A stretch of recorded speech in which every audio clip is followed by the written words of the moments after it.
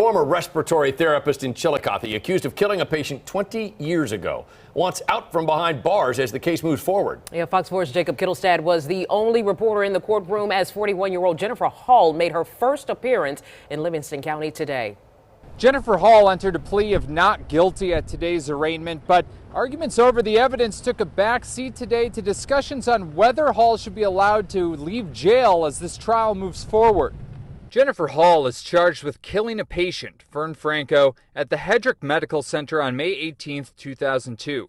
During an autopsy of that patient, a coroner found drugs that were not prescribed to the patient or ordered by doctors. She was placed on administrative leave soon after.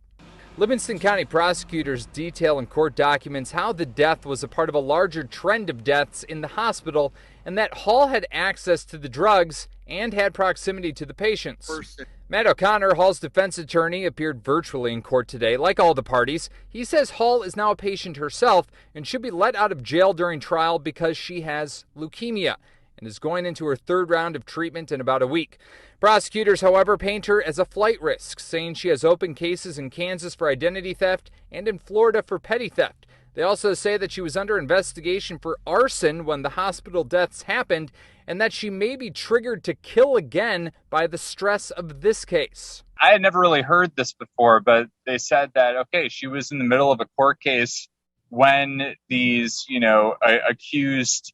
that was horse. I thought that was a bunch of horse hockey. Here's why.